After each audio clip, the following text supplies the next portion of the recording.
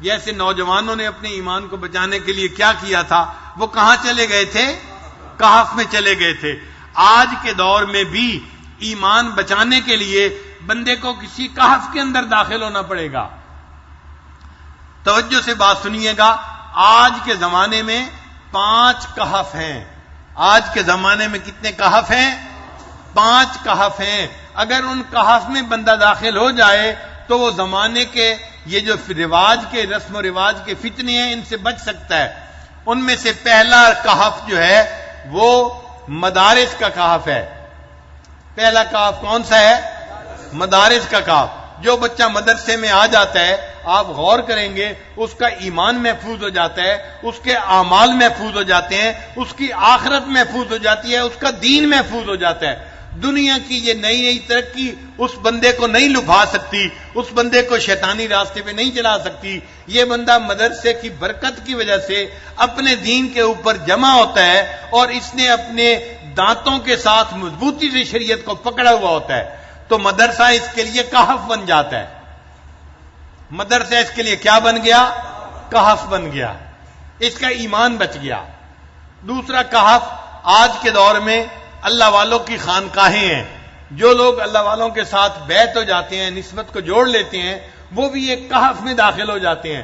ہم نے دیکھا ہے وہ دفتروں میں کام کرنے والے ہیں، فیکٹریوں میں کام کرنے والے ہیں، مگر ان کے اندر دینداری آ جاتی ہے، وہ رسم و رواج کی طرف نہیں جاتے، وہ زمانے کی جو ہے فتنے فساد کی طرف نہیں جاتے، بلکہ اللہ کی محبت کی طرف بڑھتے ہیں اور دین کی زندگی گزارتے ہیں۔ ان کا بھی ایمان محفوظ ہو جاتا ہے اللہ اللہ کرنے کی برکت کی وجہ سے۔ تو یہ اللہ والوں کی خانقاہیں بھی آج کے دور میں ایک کہف کی مانند ہیں۔ ایک تیسرا کہف آج کے دور میں دعوت و تبلیغ کا کام ہے، جس کو ہم تبلیغی جماعت کہتے ہیں۔ یہ بھی کہف کی مانند ہے۔ ہم نے دیکھا ہے جو نوجوان جماعت میں جانا شروع کر دیتا ہے، سروزہ لگا لیتا ہے، چلہ لگا لیتا ہے یا 3 چلے لگا لیتا ہے، وہ بھی دین کے اندر آ جاتا ہے، اس کی زندگی میں بھی دین آ جاتا ہے۔ وہ کاروباری ہو، وہ دکاندار ہو، وہ سبزی فروش ہو، یا وہ کسی فیکٹری میں کام کرنے والا مزدور ہو، لیکن جماعت میں جانے کی برکت سے دین اس کا اوڑھنا بچھونا بن جاتا ہے، اس کی اپنی زندگی بھی دین والی بن جاتی ہے اور اس کے گھر کے بیوی بچے بھی دین والے بن جاتے ہیں۔ تو اس بندے کا دین بھی گویا تبلیغ میں آنے کی وجہ سے محفوظ ہو گیا۔ یہ تبلیغ اس کے لیے کیا بن گئی؟ کہف بن گیا۔ تو مدارس بھی کہف ہیں، خانقاہیں بھی کہف ہیں، اور دعوت و تبلیغ کا کام بھی کہف ہے۔ یہ کہف ہے۔ اور ایک چوتھا کہف ہے، وہ قرآن مجید ہے۔ جو بندہ قرآن مجید کے ساتھ نتھی ہو جاتا ہے، قرآن مجید کو پڑھنا، سیکھنا، سمجھنا شروع کر دیتا ہے، تو قرآن مجید اس بندے کے دین کا محافظ بن جاتا ہے۔ تو قرآن مجید بھی کہف کی مانند ہے۔ آپ غور کریں، جو نوجوان مسجدوں میں درس قرآن ہوتا ہے ان میں جڑ جاتے ہیں اور درس قرآن روزانہ اٹینڈ کرتے ہیں، ان لوگوں کا دین محفوظ ہو جاتا ہے۔ حالانکہ وہ یونیورسٹیوں میں پڑھنے والے ہوتے ہیں، وہ کام کرنے والے ہوتے ہیں، بازاروں میں بیٹھنے والے ہوتے ہیں، لیکن درس قرآن کی وجہ سے ان کی زندگی محفوظ ہو جاتی ہے۔ عورتوں میں ہم نے اس کا اثر زیادہ دیکھا ہے۔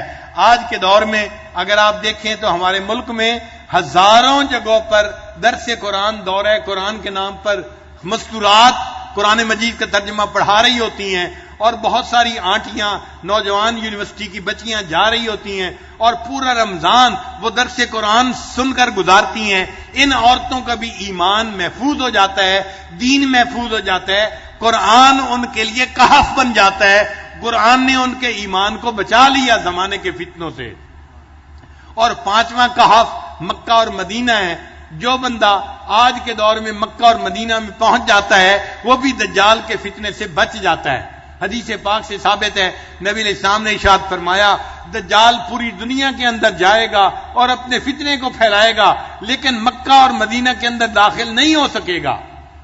تو چونکہ حدیث پاک سے ثابت ہے کہ دجال مکہ اور مدینہ میں داخل نہیں ہو سکے گا، اس لیے مکہ اور مدینہ بھی کہف کی مانند ہو گئے۔ جو وہاں چلا جائے گا وہ دجال کے فتنے سے محفوظ ہو جائے گا۔ تو کتنے کہف دنیا کے اندر ہوئے؟ 5 کہف ہوئے۔ ایک کہف کون سا ہوا؟ مدرسے کے ساتھ جڑ جانا۔ چنانچہ آج کے دور میں یونیورسٹی کی بچیاں، کالج کی بچیاں، میڈیکل ڈاکٹر بچیاں جو مدارس کے ساتھ جڑ جاتی ہیں، وفاق کا نظام پڑھنا شروع کر دیتی ہیں، وہ ڈاکٹر بچیاں ہوتی ہیں مگر ان کی تہجد قضا نہیں ہوتی، ان کی نماز قضا نہیں ہوتی، وہ پردے دار، وہ بہت ہی زیادہ پاک دامن بچیاں بن جاتی ہیں. ان کی زندگی کے حالات پڑھتے ہیں تو حیران ہوتے ہیں کہ پہلے وقت میں تو بڑی بڑی جو ہے ولیہ عورتیں بھی ایسی زندگی نہیں گزارتی تھیں جیسی زندگی یہ نیک آج کی بچیاں گزار رہی ہیں. تو ان کے لیے یہ مدرسہ ایک کہف بن جاتا ہے جو ان کے ایمان کو بچا لیتا ہے. اور دوسرا کہف کون سا ہے؟ خانقاہ، اللہ والوں کی خانقاہیں جہاں بھی ہیں. یہ خانقاہیں بندے کو اللہ سے جوڑتی ہیں، اللہ کے ذکر سے جوڑ دیتی ہیں. ایسے لوگ رسم و رواج میں نہیں پڑتے بلکہ انقطاع عن المخلوق حاصل کرتے ہیں اور ترک دنیا کرتے ہیں، اور ذکر کی کثرت کی وجہ سے یہ اللہ کی طرف بھاگتے ہیں. ففروا الی اللہ کا مصداق بن جاتے ہیں. ان کا بھی ایمان محفوظ ہوتا ہے. اس لیے یہ خانقاہیں ان کے لیے بھی کہف کی مانند بن جاتی ہیں. اور تیسرا کہف کون سا ہوا؟ دعوت و تبلیغ کا کام. جو بندہ دعوت و تبلیغ کے ساتھ جڑ جاتا ہے، مقامی گشت کرتا ہے، بیرونی گشت کرتا ہے، سروزہ لگاتا ہے، شب جمعہ میں جانا شروع کر دیتا ہے، ہم اپنی آنکھوں سے دیکھتے ہیں اس بندے کا دین محفوظ ہو جاتا ہے. وہ بندہ دیکھنے میں دنیا دار بندہ ہوتا ہے، ایک سبزی فروش ہے یا مزدور ہے یا کام کرنے والا ہے، لیکن دین کی فکر اس کو لگ جاتی ہے. پوری دنیا میں دین آ جائے اس کے دل کا غم بن جاتا ہے. اس کا ایمان محفوظ ہو گیا، یہ دجالی فتنے سے بچ گیا. تو یہ دعوت و تبلیغ اس کے لیے کہف بن گئی. جیسے اصحاب کہف کا ایمان بچ گیا تھا، اللہ نے اس نوجوان کا ایمان اس دعوت و تبلیغ کی وجہ سے محفوظ فرما دیا. چوتھا کہف کون سا ہے؟ قرآن مجید ہے. جو بندہ دنیا کے جس ملک میں بھی ہو، اگر درس قرآن کے ساتھ جڑا ہوا ہے، اگر وہ قرآن مجید کا ترجمہ سیکھ رہا ہے، قرآن مجید کو سمجھ رہا ہے، قرآن مجید کی تعلیمات کے مطابق زندگی گزار رہا ہے، تو قرآن مجید کی برکت ایسی ہے، یہ قیمہ ہے. یہ کتاب انسان کو دین کے اوپر جما دیتی ہے. اس کی برکت سے اللہ اس کے دین کو محفوظ کر لیتے ہیں. لہذا قرآن مجید بھی بندے کے لیے ایک کہف بن جاتا ہے. اور پانچواں کہف کون سا ہے؟ مکہ اور مدینہ. یہ بھی اللہ نے ایسے شہر بنا دیے جو برکت والے شہر ہیں. پیارے حبیب صلی اللہ علیہ وسلم کی پیدائش مکہ مکرمہ میں ہوئی اور آپ صلی اللہ علیہ وسلم کی وفات اور آپ کا آرام مدینہ طیبہ میں ہوا. یہ دونوں شہر نبی علیہ السلام کے شہر ہیں اور یہ دونوں کہف ہیں. جو وہاں پہنچ جائے گا اللہ تعالیٰ دجال سے اس کی حفاظت فرمائیں گے اور اس بندے کا ایمان محفوظ ہو جائے گا. لہذا اب ہم اگر چاہتے ہیں کہ ہمارا ایمان محفوظ ہو تو ہمیں پہلا کام کیا کرنا پڑے گا؟ ہمیں کسی نہ کسی کہف کے ساتھ نتھی ہونا پڑے گا اپنے ایمان کو بچانے کے لیے. تو سورہ کہف کے جو 5 واقعات ہیں نا، ہر واقعے میں کوئی نہ کوئی سبق ہے.